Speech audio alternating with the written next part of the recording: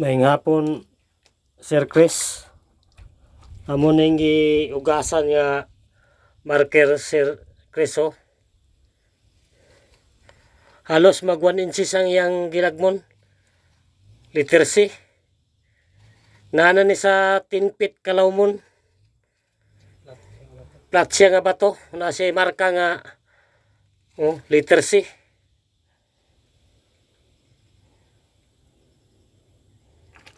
Nya.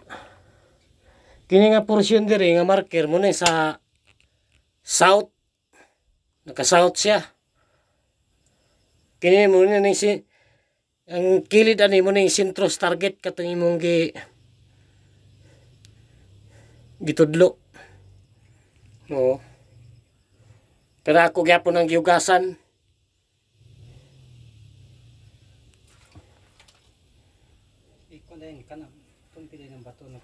Kini rin o, muna kasunod din siya, bato.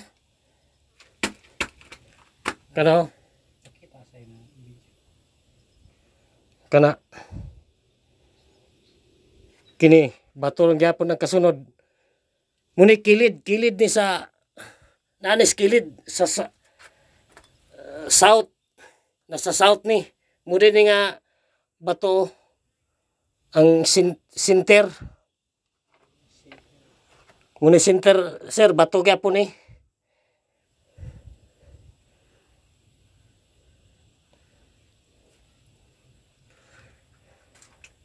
Dire ang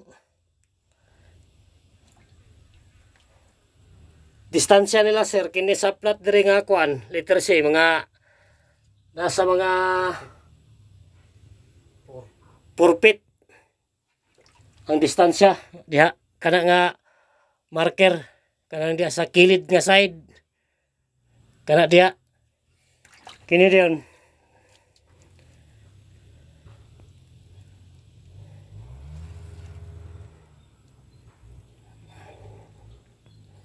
Nya kini po din nga porsyon, zero kana diha sa ibabaw kana muna siyang sa north side kana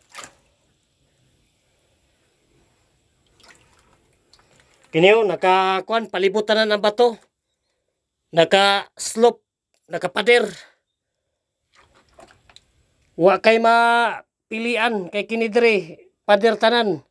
Kini north side nakapader padung sa west, padung sa south, padung sa east, nakapader tanan bato. Amo na ning gikuan. Kini nga target, sir, muning kulong. Gadalibutan siya tanan sa border blockage. O, nara, Sir Chris, mayong adlaw Pizza City ron sa John. Salamat kayo, Sir Chris. Ako ning pakita lang nga update nga karon nga adlaw.